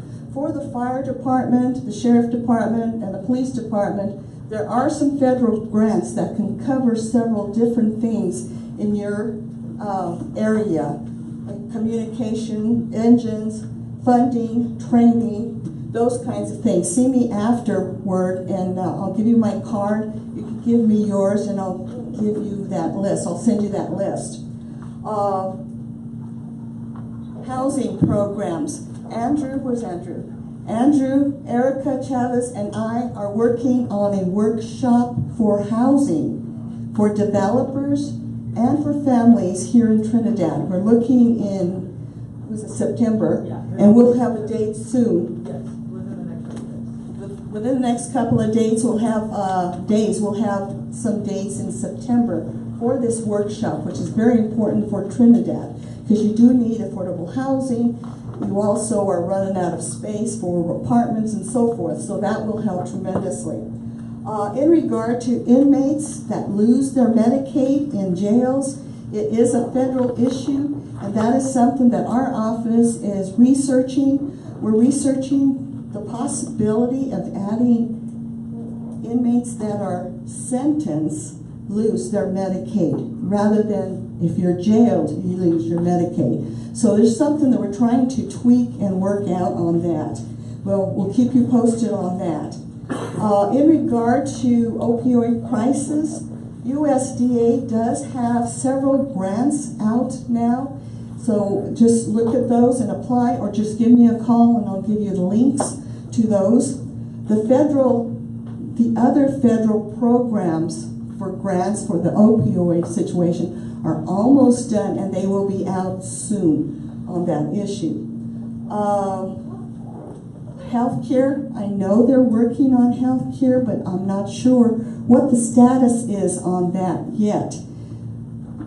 But in regard to, again, the opioid problem, the senator has, with other senators, introduced a bipartisan bill to prevent drug diversion in real time before it has the ability to inflict damage in our communities. Right now, there is no system to find out what drugs are being sold where.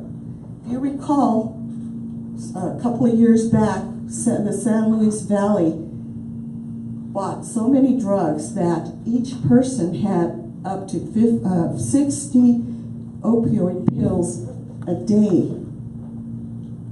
So that was a lot of drugs in that area. So this bill will put everything in one place. It's a clearing house for all the drugs that are sold, so we can watch what areas of the United States have a lot of drugs being sold for their community, and we can watch ahead of time before it hits again. The senator also has introduced a bill to permanently reauthorize the Land and Water Conservation Fund. We do need those funds. Those funds come from offshore energy revenues at no cost to the taxpayers, and it really helps preserve our land, our water, and our open spaces. Let's see here. He's also introduced legislation to increase sanctions against Russia. He's also asked the State Department to look at Russia as to whether or not it qualifies as a state sponsor of terror. So that's one thing he's also doing. A bipartisan bill also to prevent the United States from leaving NATO. And let's see, the Farm Bill. Right now the Farm Bill has been passed through the House and through the Senate, so now they are meeting as a compromise committee to work out the final details of that bill. The two versions are basically the same, except for the SNAP program. As Erica mentioned, they're working on the work requirements on that. Let's see. The other part of the Farm Bill is hemp. In the Farm Bill, hemp is going to be removed from the controlled substance list. As a result, once this passes, you can use water from a federal facility. Right now, if you're using water to irrigate hemp, it's illegal, especially because the dam is a federal facility. The other part of it is hemp will be able to get crop insurance and those kinds of things from USDA and all the other farm and ag programs once this bill passes. And they anticipate that it passes soon. It has a lot of support from the Farm Bureau and other ag entities because it's really a good bill for our ag community. Let's see what else. I think briefly, that's very brief. Oh, one more. The senator has introduced a bill to provide more funding to eliminate the deferred maintenance backlog of all our national parks. So that's something that he's working on. We need $238 million to restore land and infrastructure here in Colorado for our land, for our national parks. And that's all I have right now, and I'll look forward to your questions. Thank you.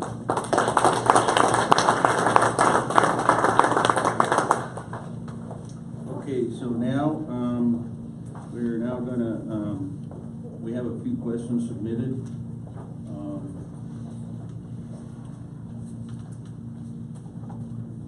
Okay, so our first question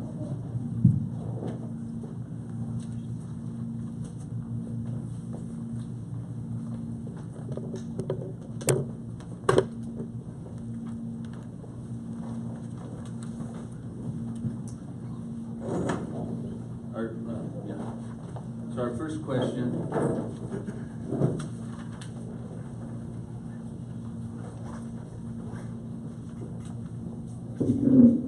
is, county residents use two services provided by the city of Trinidad: Noah's Ark Animal Shelter and Carnegie Library, yet the county pays $0 for those services. Do you envision ever supporting either one or both with funding? Very good question. In a perfect world, yes. It'd be great to be able to help assist in those services. But in every question like this, you have the flip side of the coin, where the county takes on one entity and the city takes on other entities. We both traverse county roads, city residents as well. Our jail is one of the big issues again, which the majority, I think 65–75% of the crime comes from the city limits, which we house the city criminals, which we don't receive money from that either. So it'd be great if the city and the county could put their heads together like that and utilize the funds that are there. The library is a great resource for us, and Noah's Ark as well. Very passionate part of my life is Noah's Ark. We've been a big fundraiser for them for many years. My wife and I, she's actually a dog groomer. But like I said, in the perfect world, if we could come to the table with the city and the county maybe sometime and address these issues and see how we can cohabitate possibly or share in the expenditures, I think that would be a good start to maybe a stronger future for our community.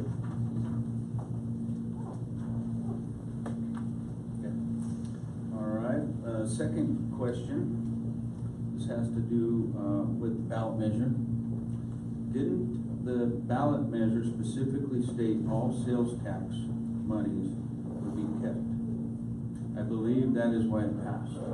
Yes, yes, and yes. When you write a ballot measure for a sales tax, you have to go off estimations.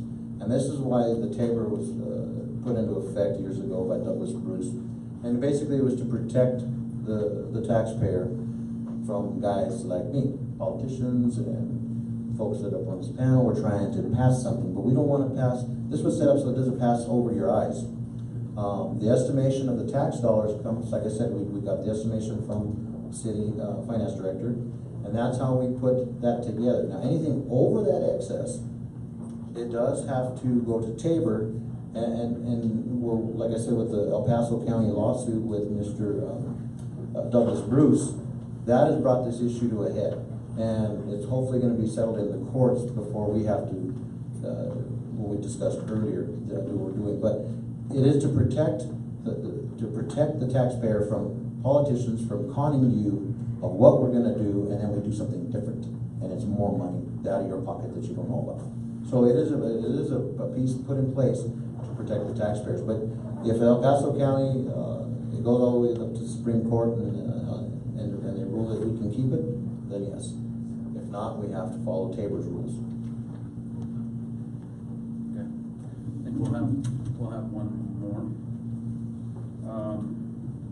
I'm not sure if we want you to answer it or Lieutenant Wheeler. Lieutenant Wheeler, if you please step up to the podium, please. Okay. So it says, can legal grows be marked with license ID numbers to avoid multiple false reports? My understanding is that those folks that have legal grows should have or have in their possession documents from the state indicating that they are following the guidelines provided by the state or dictated by the state, that they actually have the paperwork and documents to prove that they are following the rules. To add to that question, couldn't it be streamlined that once that documentation is sent to that legal grower, couldn't they send at the same time send the local law enforcement that paperwork also, so you guys would know and not waste money in going to check if they're legal or illegal? I would love to see that happen. That would save a lot of time and energy to go, respond to an area and then find out that we wasted, because you're gonna send 2 deputies, several of these, I say several, some of these calls have also been premised with the fact that there are armed individuals that patrol these grows. And so we're not sure if those armed individuals are patrolling compliant grows or if they're patrolling illegal grows. So we go into situations almost completely blind. So, but as far as the question is concerned, I would love to see that they are mandated, and I don't know if that would be legislative or by the state or by the county. I don't know who would make those demands of these folks to provide that information to us. I'd love to see it. We could put together a, I'm trying to think of a database to list this, and then when somebody calls and we get some kind of address or location, we can at least access that and get an idea so before we send all these resources to a location that is unnecessary. And then also we can contact the person that's reporting it and try and do what we can to ease their concerns about what's going on. So Thank you. They are concerned about these armed individuals, and it's kind of creepy. Okay, next question is, we had a couple of the same. What is the status of the Amtrak depot and continuation of the Trinidad Amtrak stop?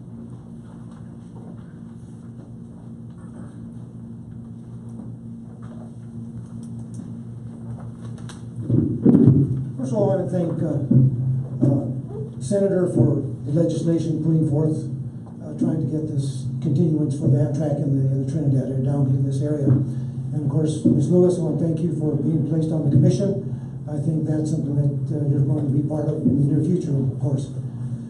This is a real big problem.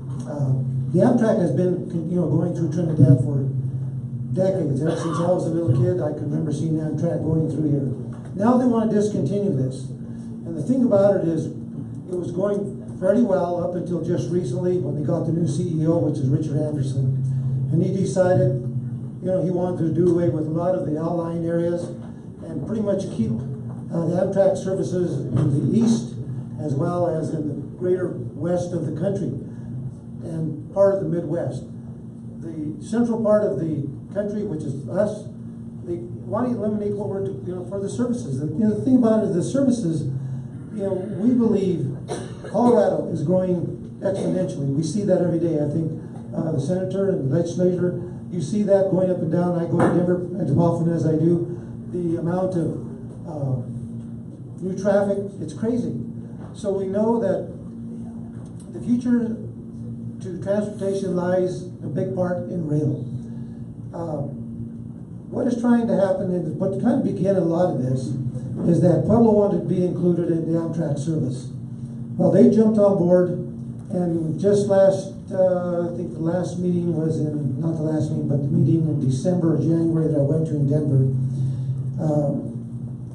Fort Collins, Denver, and even Wyoming have jumped on board. They want to eventually become part of the rail system that will travel all the way from, I guess, Laramie, all the way down into Albuquerque. So, we believe that the future is along the I-25 corridor. We know it's going to be a costly event, or a costly thing to do, and it's also going to take around 15 years to complete this, providing that they don't do away with the service. The big problem that we're facing right now is that the CEO, Richard Anderson, has designated the end of this year is when they want to cut this off. So some of these decisions have to be made by the end of this year. So the legislators, we're all going to have to jump on board and try to work together. This last, I think, May, there was a letter that went out to him, and it was the first time, from what I understand, that all of the legislators, not only the state legislators, but the national legislators all signed on to this, saying no, no, no. So they've had some meetings with Anderson. The meetings have not gone very well with him. They've had some issues, but they continue to press on with him that, we need this service. And the thing about it is, we here in Trinidad, we've participated in some of the funding We had $12,500 that went toward the funding for the Tiger 9 grant, along with some of the other, like Raton and a lot of the municipalities along the line, from Kansas all the way through here. The state of Colorado has contributed $1 million. The Kansas has contributed $1 million, as well as New Mexico.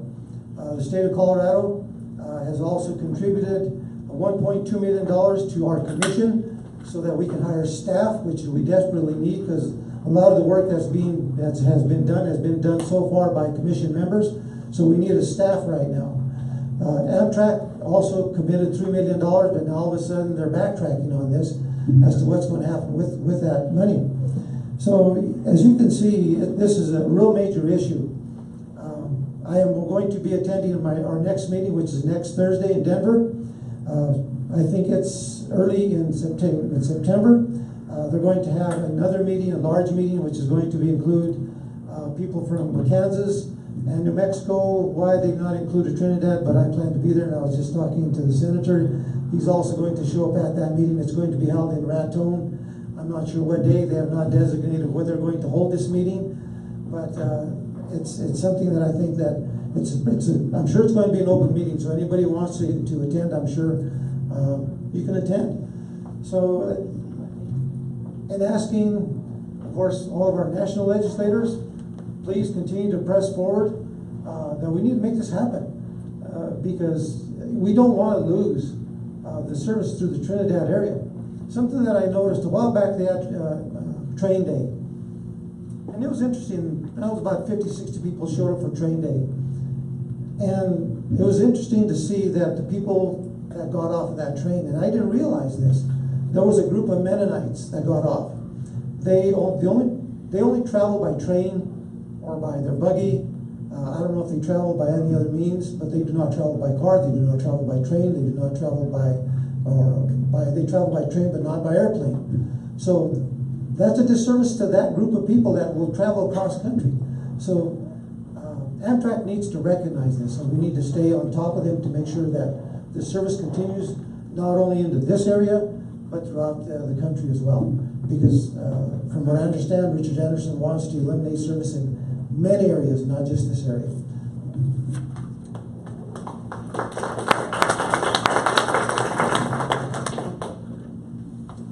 Okay.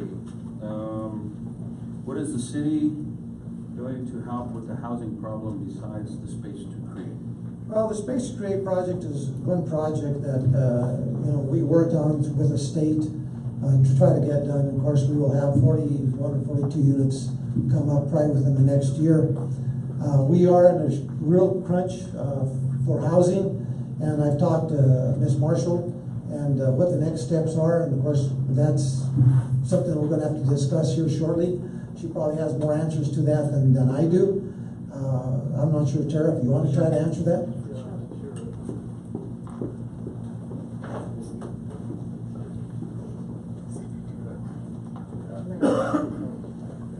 So there's several different things that are in motion for affordable housing in Trinidad. One thing that we're doing in our rewrite of our code is we're writing in specific code language that will require all housing development to provide a portion of affordable housing. The second thing, the Creative District's working with the Urban Renewal Authority to consider land banking some properties throughout the historic district, not in necessarily the downtown market rate district, but just outside of the main and commercial area for future housing development. Third, we have some council members that are working on a permanent supportive housing project, which addresses those citizens or residents of Trinidad that are less fortunate than the affordable housing. And the third thing that we're doing and have been working for about a year on is a homesteading program where we take dilapidated properties that have entered our ADO program, our anti-dilapidation program, and once those properties have been resolved, partnering with the developer and potentially the college to look at a first-time homeowners new build program that would reinstate some of the building services. We've also located a program through the Colorado Housing and Finance Authority that would back local banks and being able to fund those first-time homeowner projects. And then most recently, Andrew began working with with Congressman Ken Buck's office and Senator Cory Gardner's office to put together a housing seminar that we're going to do down here in September to start working on those types of solutions. I know various council members, along with the mayor, have been meeting with folks up in Denver and looking at several different agencies. So I think we're doing a multifaceted approach. We know that market rate housing is going to happen in and of itself. We've got 2 failed housing developments, and we're working on solutions for both of those, as we'd like to see the housing development that comes be infill rather than be annexation and new subdivided property, although we're not opposed to that. Mayor, did you want to add anything? You know, I just wanted to say that, you know, affordable housing is something that I believe personally is a thing of the past. The cost of housing has gotten exponentially extremely high. So it's pretty hard for anybody to even almost afford just even an apartment, especially with the wages that are being paid today. And so something needs to happen there. The other thing too is that housing projects or other types of housing needs to come from the private sector. So it's it has to be a combination of public and private enterprise to make some of this housing even affordable. So that's another big issue that I think needs to happen. Do you have another question? Let me say one thing. You're talking about the dilapidated housing that's inside the city, and I've been working on this for a while, for years, you guys know that. But when you take one of these dilapidated houses down, you expect somebody to build a $200,000 home in them neighborhoods? It's not going to happen. That infill is not going to work because people are not going to build a $200,000 home next to already other junk houses that are in that same neighborhood. We need to push. Tara does a wonderful job, but we need to get developers down here to have a nice new subdivision in here where these people that are retiring at my age, they're moving to Pueblo and Canyon City, they come to Trinidad first, and there's no places to come. People with money that are retiring, that want to spend their money, they can't find a place here, so they go somewhere else. Them are the people you guys need to target. Yeah, no, well taken, and I think we really need to look at that. Because it is an issue, and you say like the infill, putting a high-end house into an older area, that is an issue, and how do we, that is a problem. Yeah, I do that. Yeah. So we're starting to get more and more interest coming in, and this Thursday we got groups coming in from Santa Fe. They're looking at property to build possibly a senior living facility, which is something we've heard a lot about, and also affordable housing units and other stuff. So the interest is coming to Trinidad, and we're getting contacted. I don't know about through the real estate company, but through properties, someone I work with and stuff. So we're starting to see this come in, and maybe some new developments coming in the near future. We'll be meeting with them Thursday, city manager, Tara, and some of us to sit down and show them what's available. So it's good to see some of this growth coming.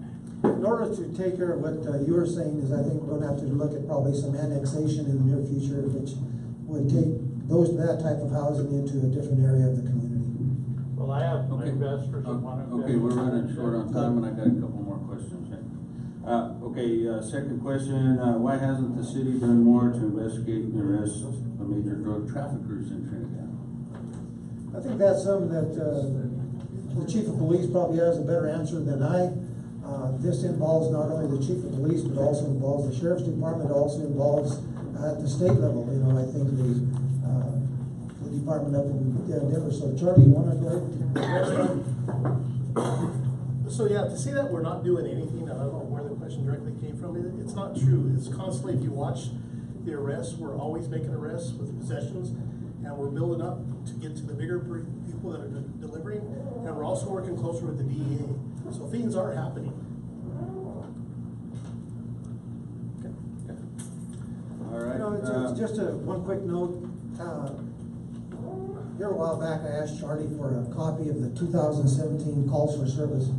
And I think the calls for service just in the city of Trinidad were what, 18,000? Right. So with the small police department that we have, we take care of a tremendous amount of calls.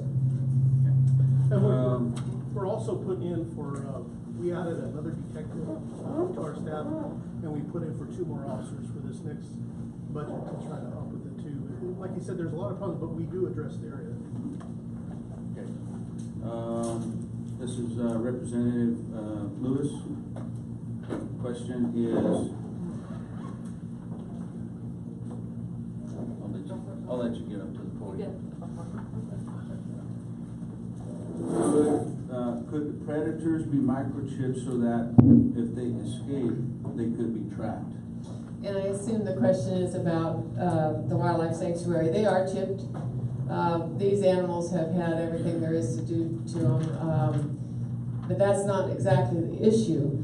The issue is, you know, anytime you have a predator out there like that, that is that large or so different than anything they're used to, the horses will go through the fence, the cattle will be stirred up, and they might go through the fence. There could be a lot of loss on the livestock owners just because of the fact that the animal is loose. And yes, they could kill animals, but also they might show up on your doorstep because they're used to people. And that was another concern. And this wildlife sanctuary actually came from Boulder. The gentleman that has put this together is from Boulder. And he's been in the Keensburg area. They have around 590 some animals on about a 700 some odd acre facility at Keensburg, which is, you know, just about 1 animal per acre, which those of us in livestock, we kind of figured out that way. So they're getting too many, and there seems to be a need. But our concern is, why would they come out to a rural livestock area and decide that they can do this and just get away with it? Now, they haven't really talked to Los Animas County much, but Baca County has issued them a permit, and but they sold it as economic development. But when they sold it to the Baca County Commissioners, it was for tourism. Now they're saying they're not going to let the tourists out there. So they've changed their tune. And at first they were going to have 400 to 500 acre facilities for these animals. Now they're down to 25 to 30 acre facilities that are going to be 16 feet tall, up on top of a mesa top that's got cap rock that's probably at least that tall. And I'm thinking, now you're going to set a 16-foot post. The corners are going to have to be how deep in that bedrock?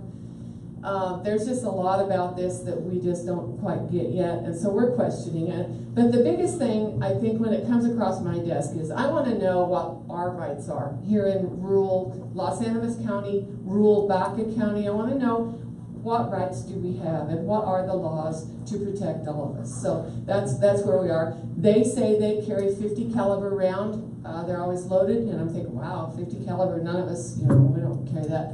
But anyway, we just want everyone to be safe. The people out there, which we're very sparsely populated, I understand that, but the eastern edge of this county, we want to take care of the people that are already there and been there and paying the taxes all these years. Okay. I think we've got time for maybe one more question. And this is to all the legislators. I am very concerned for Colorado rural health care centers and the fact that many have been closed across America. What are the important challenges faced by Colorado rural health care centers, and what are their recommendations for revitalizing rural health provider practices?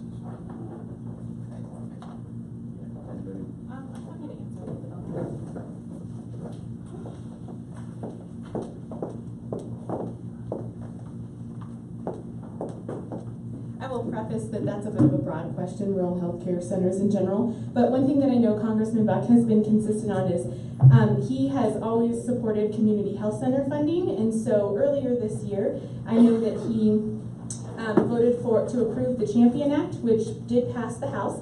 It included 2 years of reauthorization appropriations for the community health center. And he also voted for the Chime Act, which calls for a 5-year reauthorization of the community health center funding. And the great thing about that is that when community health centers have to apply for that, it's quite a process. So to be able to extend the time frame from 2 years to 5 is a huge benefit for some of these rural community health centers that serve a very large population, usually bigger than their county.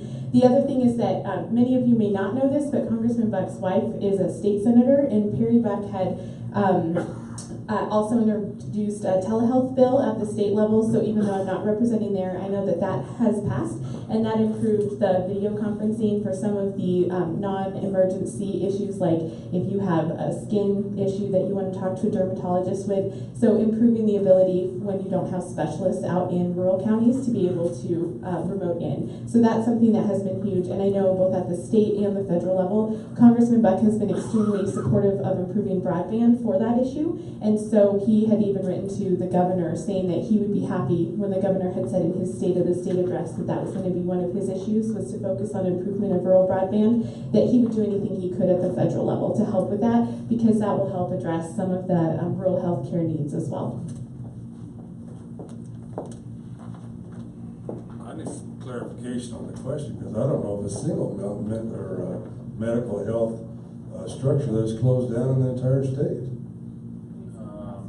Could you repeat the question? Okay, it's I'm very concerned with Colorado rural health care centers and the fact that many have been closed across America. Okay, well, to my knowledge, in Senate District 35, there hasn't been a single closure. Now, there's been some issues. 267 actually stabilized rural hospitals, and that was the intent of the 267. But the only problem we're having right now that I'm aware of in rural healthcare is the Medicaid reimbursement is rather low. But we're tied, not only the state but the federal together on that. So I dispute that in rural Colorado that this is happening, because I do not know of a single closure. So I apologize for not having more information, but that's what my knowledge indicates. Okay, thank you. Good? Are we done? Touchdown. Okay. Last night I was thinking, I don't know what the heck to say. This is pretty serious stuff. And, we talk about government spending, and I got a buddy over in Alamosa County, and most of this panel knows him. His name's Darius Allen.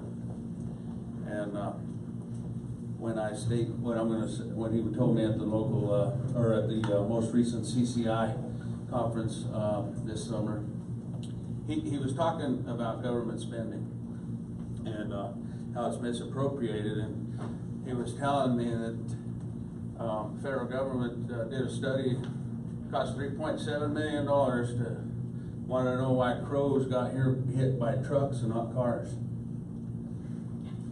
3.7 million. Anyway, they found out that crows cannot say truck. They could say car, car, car. There's your reason. If you know Darius, you can see him telling that joke. All right, so with that being said, we want to thank each of you attending once again, and thank you to our elected officials for participating. And we also want to thank staff who worked so hard to put this event together. We especially want to thank Trinidad State Junior College for providing the venue, Mr. Tom Murphy for filming this roundtable, and I personally want to thank Ms. Tara Marshall for helping put this together also. And we want to let everyone know that it will be, the roundtable will be available on YouTube at Trinidad Times TV, Channel 71. So with that being said, this has been a great event, and we hope to see you again in January for the next Trinidad and Los Animas County Legislative Roundtable. So, thank you.